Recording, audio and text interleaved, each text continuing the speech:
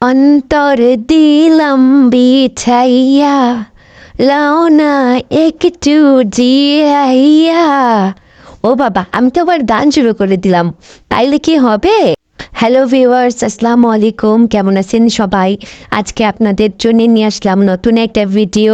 আজকে বানাবো মুখরোচক খাবার চটপটি। তো এর জন্য আমি প্রথমেই ডাবলি ডাল নিয়েছি, এগুলো আমি কাল রাতে ভিজিয়ে রেখেছিলাম। এগুলো সুন্দর মতো করে না ভিজলে ভালো মতো সিদ্ধ হবে না। তো আমি ডাবলি ডালগুলো ধুয়ে প্রেশার কুকারে দুটো আলু দিয়ে লবণ হলুদ মাখিয়ে সিদ্ধ করে নেব। ডাবলি ডালটা যত সুন্দর সিদ্ধ হবে খেতেও তত ভালো লাগবে। এজন্য আমি প্রেশার কুকারে দিলাম যাতে সময়টা একটু বাঁচে। তারপরে আমি এদিকে আর একটা পাত্রে টক বানাবো, তেঁতুলের টক।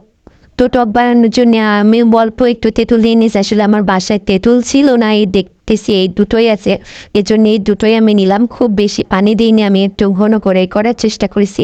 আপনারা যার যেমন পছন্দ, কেউ একটু পানি বেশিও দিতে পারেন, একটু কমও দিতে পারেন, আপনাদের ইচ্ছা। তো আমি প্রথমেই দিয়ে দিলাম বিট লবণ, একটুখানি জিরা গুঁড়ো আর শুকনা মরিচের গুঁড়ো। এটা দিয়ে আমি সুন্দর করে নেড়ে নিলাম। আমি চিনি ব্যবহার করি না, অনেকে চিনি মিষ্টি টক মিষ্টি খেতে চাইলে চিনি দিবেন, আমার একটু টকটকে বেশি ভালো লাগে।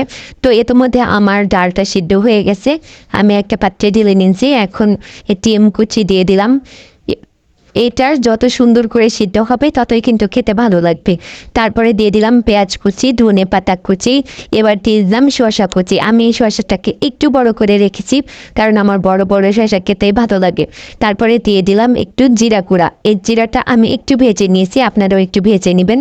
তারপর দিয়ে দিলাম কাঁচামরিচ আর একটু স্বাদ বাড়ানোর জন্য দিয়ে দিলাম লেবু। লেবু দিলে যদিও টক আসে, তারপরও লেবু দিলে আমার মনে হয় যে একটা সুন্দর স্মেল আসে আর কি। তো তারপরে দিয়ে দিলাম রাঁধুনির চটপটি মশলাটা। এটা আসলে অনেকেই পানির মধ্যে সিদ্ধ, যখন ডাল সিদ্ধ করতে দেয় তখনই এটা দিয়ে দেয়, কিন্তু আমি মনে হয় যে এটা নামানোর পরে যে গরম ভাবটা থাকে তার সাথে মিশিয়ে দিলে এটা আরও বেশি সুন্দর একটা টেস্ট আসে।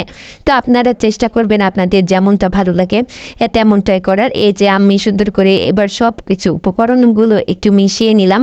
তো আমার চটপটি রেডি। এখন যার যেমন প্রয়োজন সেমন টক দিয়ে সার্ভ করে দিবেন সন্ধ্যার গরম গরম নাস্তা।